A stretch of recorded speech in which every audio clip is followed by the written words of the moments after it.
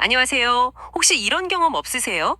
점심시간 딱 맞춰서 국수 급하게 삶았는데 전화 한 통 받고 나니까 면이 막 퉁퉁 불어있는 경험? 아, 있죠. 누구나 있죠. 혹은 건강 챙긴다고 잡곡밥 먹었는데 식후에 속이 오히려 더부룩했던 경험.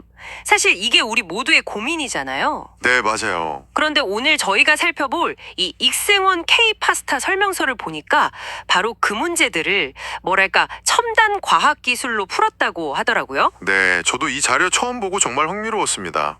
그래서 이번 시간에는 이 자료를 통해서 정말 그 주장에 과학적인 근거가 있는지, 또 이 기술이 우리 식탁을 어떻게 바꿀 수 있을지 그 핵심을 한번 제대로 파헤쳐 보겠습니다.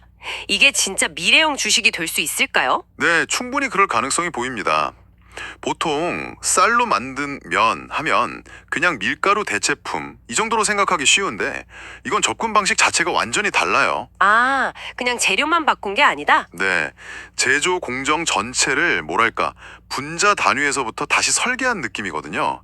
오늘 호화랑 저항성 전분 이 두 가지 키워드를 중심으로 한번 따라가 보면 재밌을 겁니다. 좋습니다. 그럼 첫 번째 비밀, 제조 공법부터 한번 보죠.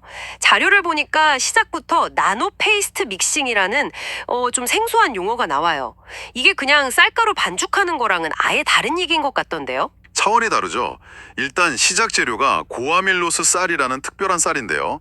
이걸 그냥 빠는 게 아니고 나노 기술로 아주 곱게 갈아서 자료 표현대로 쌀 우유 같은 페이스 경대로 만들어 버립니다. 쌀 우유요.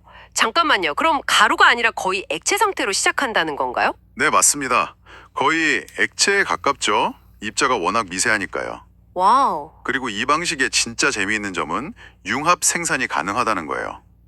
이 쌀 우유에 예를 들어서 시금치나 단호박 같은 걸 똑같이 나노화해서 섞는 거죠.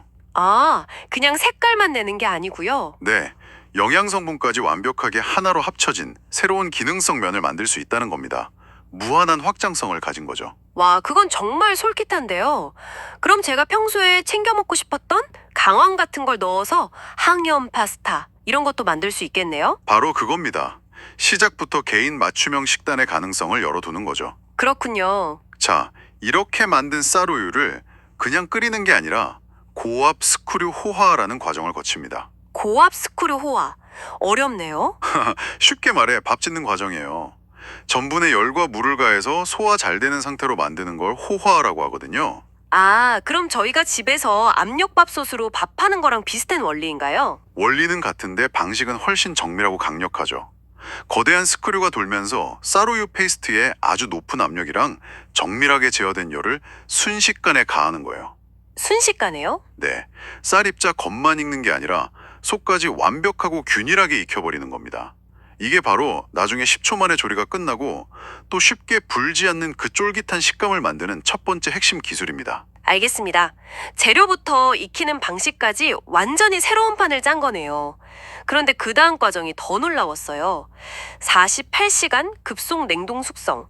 아니, 보통 간 만든 음식이 제일 맛있다고 하잖아요. 그렇죠. 보통은 그렇죠. 근데 이건 왜 굳이 바로 포장 안 하고 얼려서 숙성까지 시키는 거죠? 바로 그 지점이 이 제품의 건강 가치를 폭발시키는 아주 의도적으로 설계된 과정입니다. 혹시 갓 지은 뜨거운 밥을 냉장고에 넣었다가 다음날 먹으면 좀 딱딱해지잖아요? 아, 네네. 푸석푸석해지죠. 그걸 전분의 노화라고 하는데요. 사실 그 과정에서 우리 몸에 아주 이로운 물질이 생겨납니다. 아, 그게 바로 자료에서 계속 나오는 저항성 전분이군요. 맞습니다. 착한 탄수화물이라고 불리는 이름 그대로 소화 요소의 공격에 저항해서 소장에서 흡수가 잘 안 돼요. 그래서 대장까지 내려가는. 네, 식이섬유랑 아주 비슷한 역할을 하는 거죠. 이 제품은 완벽하게 호화된 면을 영하 40도 이하에서 급속으로 얼리고 48시간 유지하면서 이 저항성 전분의 생성을 의도적으로 그리고 최대로 끌어올리는 겁니다. 와, 듣고 보니 정말 치밀하네요.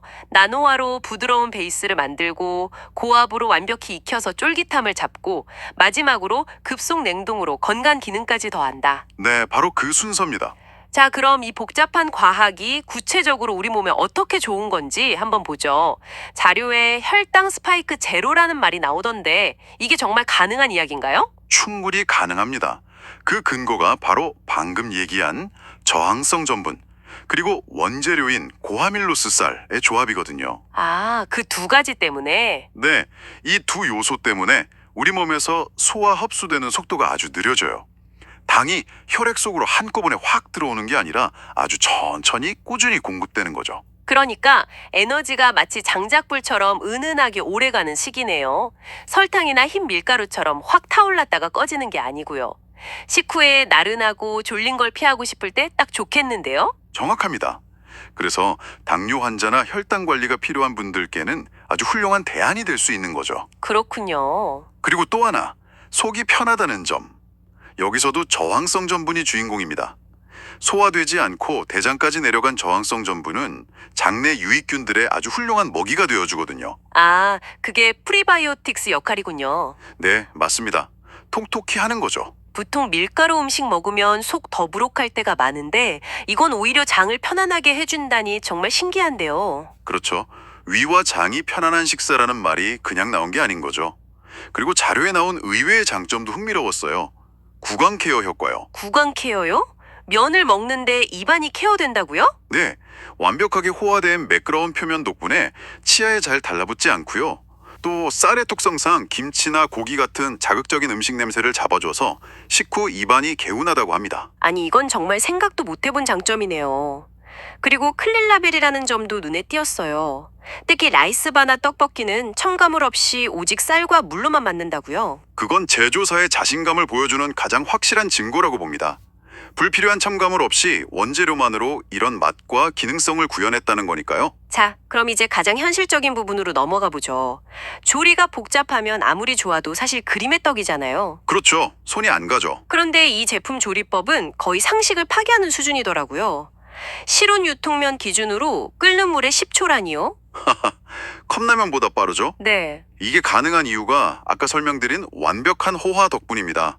이미 100% 완벽하게 익혀서 나온 제품이거든요. 즉 끓는 물이 없어도 정수기 온수로 1분, 야외에서는 보온병에 뜨거운 물만 부어놔도 된다고 하니 이건 정말 바쁜 직장인이나 캠핑, 등산 같은 아웃도어 활동을 즐기는 분들한테는 혁명적인데요. 그렇죠. 갑자기 야근할 때 컵라면은 좀 부담스럽고 배는 고플 때 사무실 정수기만으로 근사한 국수 한 그릇이 뚝딱 만들어지는 거니까요. 활용도가 정말 무궁무진하죠. 심지어 식감까지 선택할 수 있다고요. 네, 해동한 면을 쓰면 10초 만에 부드러운 비빔국수를 만들 수 있고 냉동 상태 그대로 한 5분 정도 끓이면 훨씬 쫄깃한 짬뽕면을 즐길 수 있다는 점도 아주 스마트한 부분이죠. 그날 요리에 따라 식감을 직접 디자인할 수 있다니 재밌네요. 그런데 자료에서 단체 급식에 대한 언급이 꽤 비중 있게 나오던데 수백 명분의 식사를 준비하는 곳에서는 이게 왜 그렇게 유리한 걸까요? 여기서 이 제품의 또 다른 치트키가 나옵니다. 바로 불지 않는다는 특성이에요. 아, 불지 않는다? 네, 한번 생각해 보세요. 학교 급식에서 국수 나오는 날 맨 마지막에 배식 받는 학생들은 거의 우동가락 같은 잔치국수를 먹어야 하잖아요. 아, 맞아요. 미리 수백 인분을 삶아 놓으니까 시간이 지나면서 퉁퉁 불어버리는군요. 바로 그겁니다. 그래서 단체 급식에서 면 요리는 품질 관리가 정말 까다롭거든요. 그런데 이 제품은 미리 삶아두고 몇 시간이 지나도 처음에 그 쫄깃한 식감을 거의 그대로 유지합니다. 와... 이건 급식의 퀄리티를 획기적으로 높일 수 있는 현장에서는 정말 엄청난 장점이에요. 듣고 보니 그렇네요. 모든 사람이 똑같이 맛있는 상태의 국수를 먹을 수 있게 되는 거니까요. 보관법도 인상적이었어요. 보통 이런 실온 유통면글은 좀 시큼한 주정 냄새가 나곤 하는데 이건 냉동 유통을 기본으로 한다고요. 네. 미생물 번식을 막기 위해 식용알코올, 즉 주정 처리를 하는 대신에 그냥 깨끗하게 만들어서 바로 얼려버리는 거죠. 덕분에 원재료의 신선한 맛과 향이 그대로 살아있고요.